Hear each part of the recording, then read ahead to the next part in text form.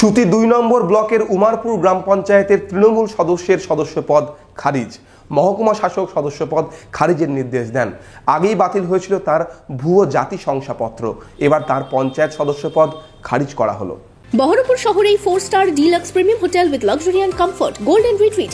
এখানেই জেলার একমাত্র ডিস্কোথেক, আছে রেস্টুরেন্ট, লাউঞ্জ বার, অত্যাধুনিক gym, spa, swimming pool, club মেম্বারশিপের সুযোগ। বহরমপুর শিল্প তালুকে গোল্ডেন রিট্রিট। ভুয়ো ওবিসি সার্টিফিকেট বানিয়ে পঞ্চায়েত নির্বাচনে লড়াই করে বিপাকে সুতি ২ নম্বর ব্লকের উমরাপুর গ্রাম পঞ্চায়েতের এক পঞ্চায়েত সদস্যা। আগেই বাতিল হয়েছিল ওবিসি সার্টিফিকেট, এবার বাতিল করা হলো পঞ্চায়েতের সদস্যপদ। জঙ্গিপুরের মহকুমা শাসক একম জে সিং সুমনা দাসের সদস্যপদ খারিজের নির্দেশ দিয়েছেন। জাল শংসাপত্রের অভিযোগ তুলে ৩১ জুলাই ২০২৩ তারিখে সুতি ২ নম্বর বিডিও জঙ্গিপুরের মহকুমা শাসকের দপ্তরে লিখিত অভিযোগ দায়ের করেন জেলা পরিষদের প্রার্থী মোহাম্মদ তফিজুল ইসলাম। সেই অভিযোগ পাওয়ার পর তদন্তের পর ২৯ সেপ্টেম্বর ২০২৩ তারিখে জঙ্গিপুরের মহকুমার শাসক সুমনা দাস চৌধুরীর ওবিসি সার্টিফিকেট বাতিল ঘোষণা করে। সুতি থানা পুলিশকে তৃণমূল সদস্যের বিরুদ্ধে মামলা দায়ের করার নির্দেশ দেয়।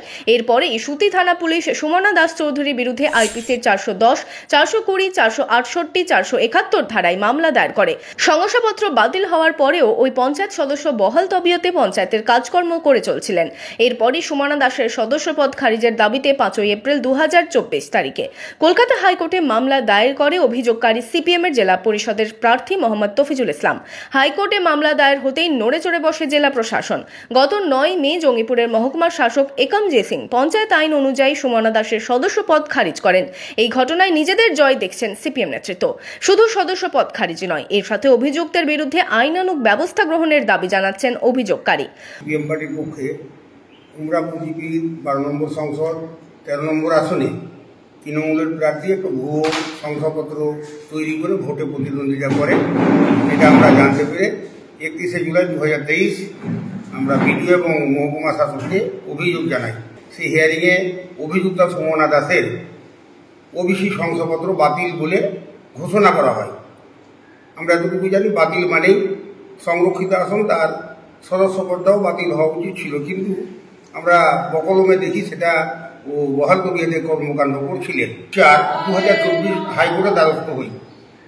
এই হাইকোর্টে দ্বারস্থ হওয়ার পরে আমাদের কাছে ১৫ তারিখ একটা চিঠি আছে, আবার ১৬ তারিখ দ্বিতীয়বার হিয়ারিংয়ের জন্য মহকুমা শাসক আমাদের কল করেন। মহকুমা শাসক আমাদের জিজ্ঞেস করলেন কী কারণে আপনারা এটা করেছেন। আমরা বললাম আমাদের পক্ষ থেকে এই উনার ২৯ সেপ্টেম্বর ওবিসি শংসাপত্র বাতিল হওয়ার পরেও নিয়ম অনুযায়ী সংরক্ষিত সিটে সে সদস্যপদ থাকতে পারে না, কিন্তু উনি বহাল তবিয়তে কাজ করছেন। এই কারণে আমরা তার মেম্বারশিপ খারিজের সরকারিভাবে কোনো কাগজ পাইনি। এ কারণে হাইকোর্টে দ্বারস্থ হই। ২ নম্বর বিডিও অফিস থেকে সুমনা দাসের তার মেম্বারশিপ খারিজের আমরা শংসাপত্র পেয়েছি। উমরাপুর গ্রাম পঞ্চায়েতে ২৭টি আসনের মধ্যেই তৃণমূল জয়ী হয় ১৭টি আসনে, কংগ্রেস ৯টি আসনে এবং নির্দল ১টি আসনে জয়ী হয়। এক পঞ্চায়েত সদস্যের সদস্যপদ খারিজ হওয়ায় এখন তৃণমূলের পঞ্চায়েত সদস্য সংখ্যা দাঁড়ালো ১৬তে। যদিও এতে পঞ্চায়েতের ক্ষমতার কোনো পরিবর্তন হবে না, তবে এই ১৩ নম্বর সংসদে উপনির্বাচন হতে চলেছে। যদিও এই নিয়ে অভিযুক্ত সুমনা দাসের কোনো প্রতিক্রিয়া পাওয়া যায়নি। যদিও এই বিষয়ে সুতি ২ নম্বরের বিডিও হুমায়ুন চৌধুরী জানান, মহকুমা শাসকের পক্ষ থেকেই আগেই পঞ্চায়েত সদস্যের বিরুদ্ধে অভিযোগ দায়ের করা হয়েছে। পঞ্চায়েত সদস্যের শূন্য পদে নির্বাচন করার জন্য রাজ্য নির্বাচন কমিশনে জানানো হয়েছে।